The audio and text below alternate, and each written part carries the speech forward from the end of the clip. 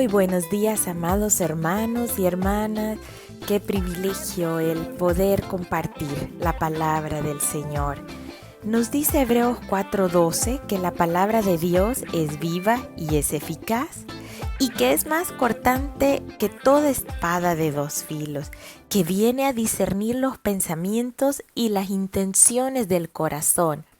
Así que la palabra del Señor nos revela, por supuesto, a Jesucristo, la persona y la obra de Jesucristo, pero también es un espejo que nos permite a nosotros conocernos a nosotros mismos y meditar acerca de nuestro comportamiento y de las intenciones de nuestro corazón, de nuestras motivaciones. Por medio del ejemplo de vida de los israelitas a través del desierto, podemos descubrir muchas cosas acerca de nuestro corazón. Vemos cómo el pueblo de Israel, en esa travesía por el desierto, pudieron ser testigos de milagros asombrosos. Ellos vieron cómo el Señor castigó a los egipcios con plagas. Ellos experimentaron esa presencia real de Dios, esa nube de su presencia, esa columna de fuego que los guiaba durante la noche. Ellos pudieron verla, pudieron percatarse cómo el Señor les hablaba a través de hablar cara a cara a Moisés. Pudieron ser abrazados por el amor de Dios.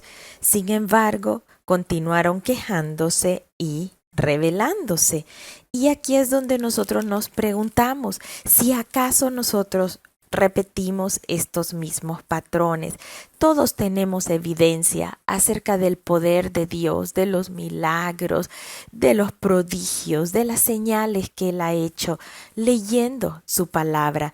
Pero también hemos sido testigos presenciales de milagros que el Señor ha hecho en nuestras vidas, de cómo Él ha ido delante de nosotros como poderoso gigante en muchas ocasiones y cómo Él se ha manifestado en nuestras familias, en nuestros amigos. Realmente tenemos nosotros justificación para continuar quejándonos muchas veces y rebelándonos ante el Señor. Preguntemos y meditemos de dónde surgen nuestras dudas, de dónde viene nuestra insatisfacción, nuestra falta de paz. ¿Que acaso tenemos un corazón muy parecido al corazón de este pueblo?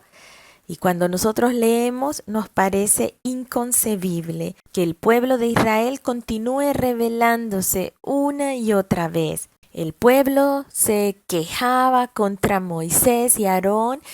Los líderes se levantaban en contra de Moisés y Aarón.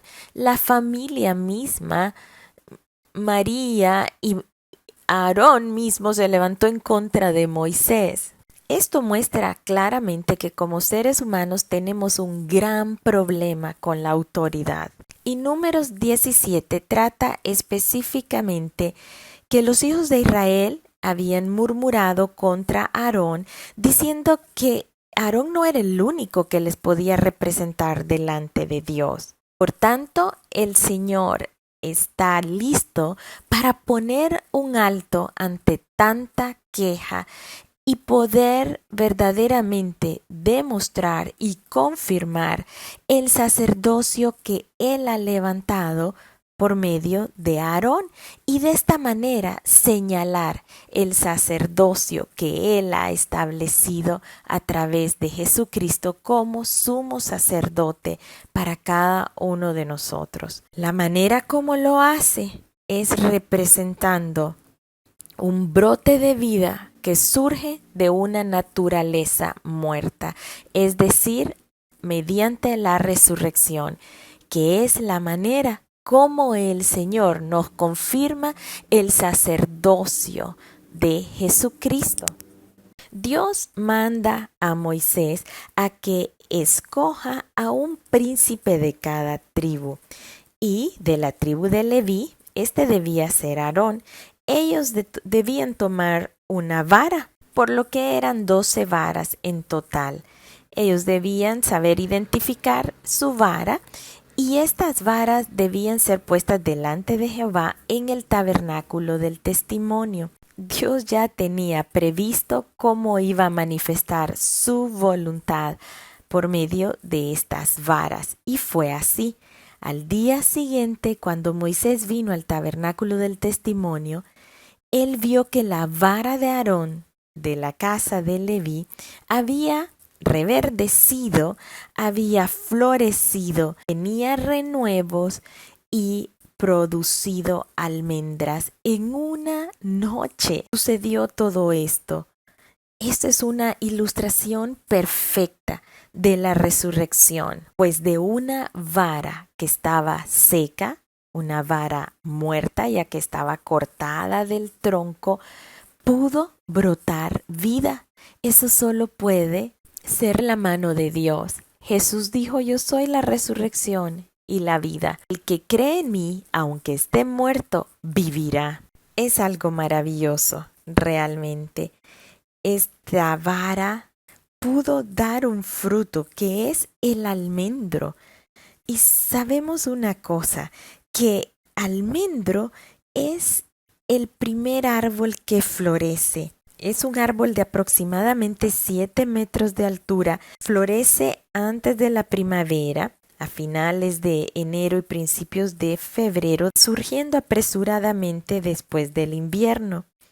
Y curiosamente, el significado de la palabra almendro es apresurarse o el que despierta.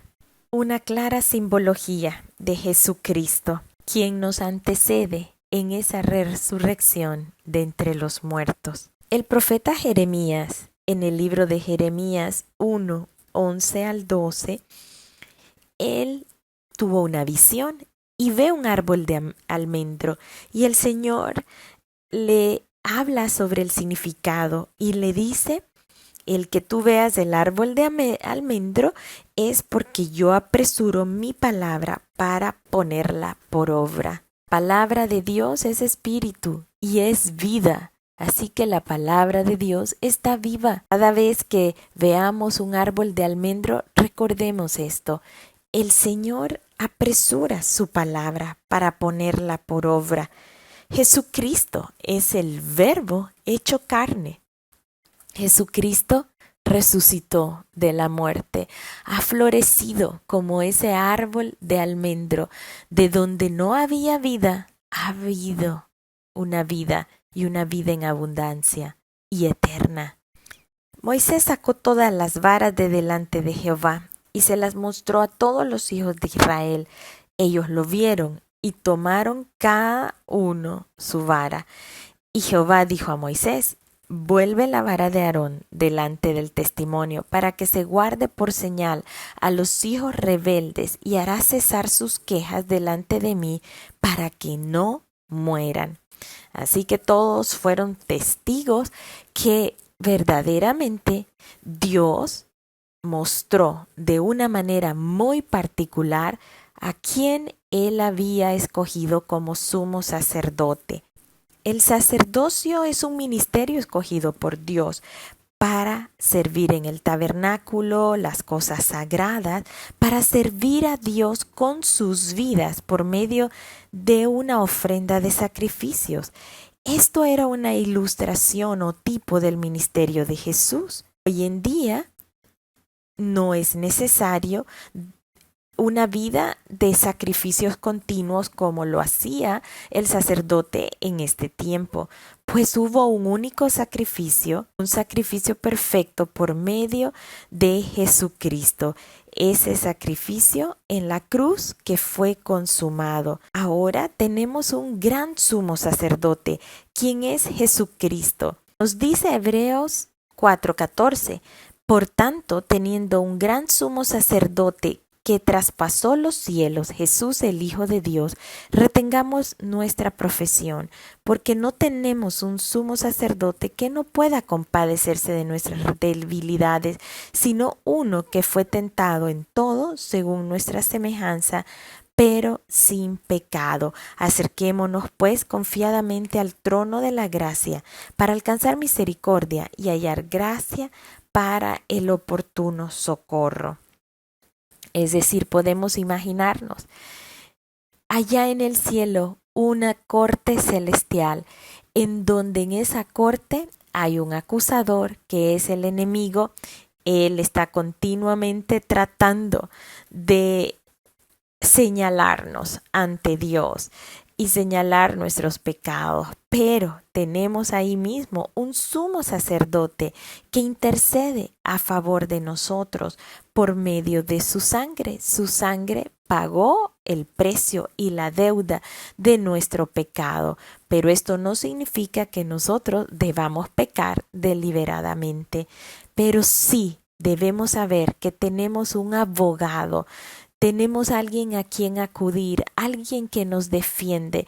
Por tanto, debemos venir delante de Jesucristo con un arrepentimiento sincero, trayendo delante de Él no solo nuestras acciones equivocadas, sino también nuestras intenciones, que muchas veces son producto de nuestro egoísmo, de nuestra vanidad, de la maldad en nuestros corazones.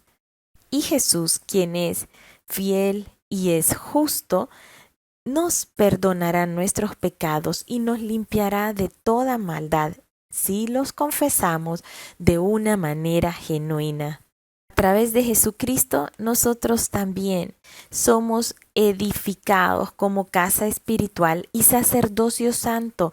Eso nos dice Primera de Pedro 2:5, y que nosotros debemos ofrecer sacrificios espirituales aceptables a Dios por medio de Jesucristo. Así que sí, también nosotros tenemos ese privilegio de ser un real sacerdocio, como nos dice Primera de Pedro 2:9, mas vosotros sois linaje escogido, real sacerdocio, nación santa, pueblo adquirido por Dios, para anunciar las virtudes de aquel que os llamó de las tinieblas a su luz admirable. Tenemos una misión. Es una comisión, porque no es una misión que llevamos a cabo nosotros mismos, sino que lo hacemos en Jesucristo. Siendo nosotros sacerdotes, dice Hebreos 13:15, así que ofrezcamos siempre a Dios por medio de Él sacrificio de alabanza, es decir, fruto de labios que confiesan su nombre, y de hacer bien y de la ayuda mutua no os olvidéis, porque de tales sacrificios se agrada a Dios. Nuestra misión es servir a Dios de todo corazón, como un sacrificio vivo, espiritual, que agrade a Dios, viviendo vidas que le honren a Él. La salvación no debe de ser vista como un salvavidas para evitar ahogarnos en el infierno y quemarnos en él para una eternidad. No, la salvación es ese umbral que nosotros podemos traspasar para tener una vida y una vida en abundancia en la que nosotros podemos servir a Dios y presentar sacrificios espirituales a Él, presentar ese fruto de labios que confiesan su nombre, adorarle, que nuestra vida sea un testimonio de adoración a Dios. Que nuestras vidas se conviertan en una vitrina en donde sea expuesto el amor y la bondad de Dios. Jesucristo fue levantado de los muertos y Él llegó a ser ese sumo sacerdote, un sacerdocio que no cambia, un sacerdocio inmutable. Y Él salva a todos los que se acercan a Él, pues intercede por cada uno de los que venimos ante su presencia. Jesús continuamente está intercediendo por usted y por mí y está a la derecha del Padre. Es un privilegio enorme el que nosotros podamos acudir a Él. La vara de Aarón se recogió y Dios instruyó para que se guardara dentro del arca del testimonio o el arca del pacto. Hebreos 9:4 nos dice que fue lo que se guardó dentro de este arca del pacto. Nos dice Había un arca del pacto cubierta de oro por todas partes, en la que estaba una urna de oro que contenía el maná, la vara de Aarón que reverdeció y las tablas del pacto. Así que esta vara de Aarón permanece allí dentro del arca del pacto como un testimonio del sacerdocio que Dios ha escogido. El sumo sacerdote, quien es Jesucristo, el cual fue confirmado por medio de su resurrección, así como esta vara de Aarón reverdeció. Jesús vive desde su resurrección eternamente y nos apoyamos en su vida resucitada. Él vino hasta la tierra, Él se identificó con cada uno de nosotros, fue tentado en todo, Él ocupó nuestro lugar en la cruz, Él ascendió al cielo, Él resucitó de los muertos y hoy está sentado a la diestra de Dios e intercede por cada uno de nosotros. Mis amados hermanos y hermanas, qué maravillosa noticia es saber que tenemos un sumo sacerdote delante de Dios, que Él intercede por nosotros, que nosotros podemos acudir a Él, que nosotros podemos acercarnos a Él, acercarnos a ese trono de gracia, que podemos confesar nuestros pecados y saber que somos perdonados por Él. Así que, mis amados hermanos, son maravillosas las noticias que nosotros podemos encontrar a través de la palabra y también debe traer a meditación lo que podemos descubrir acerca de nosotros mismos.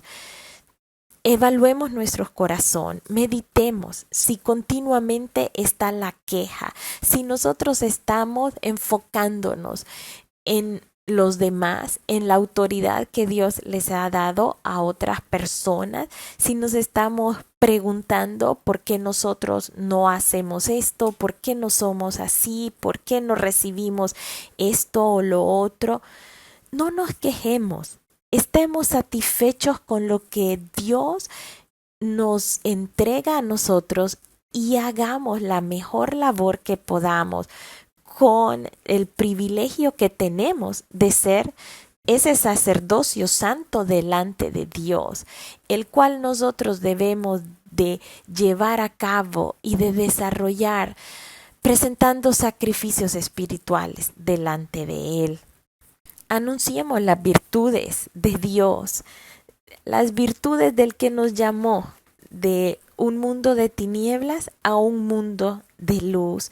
Seamos ese sacrificio vivo, adorémosle en espíritu y verdad, sirvámosle, entreguemos nuestra vida en sacrificio por las demás personas, siendo nosotros un resplandor de la gloria de Dios en esta tierra, para que sea su reino manifestado, el dominio de Dios en la tierra, su voluntad en la tierra como en el cielo. Que Dios les bendiga, mis amados hermanos y hermanas. Les amo mucho y estamos tan gozosos de saber que estamos siendo transformados por medio de la palabra, saturados por medio de la palabra del Señor, de modo que nuestra manera de pensar sea conforme a la mente de Cristo y así nuestro corazón pueda ser un corazón conforme al de Él. Que Dios les bendiga.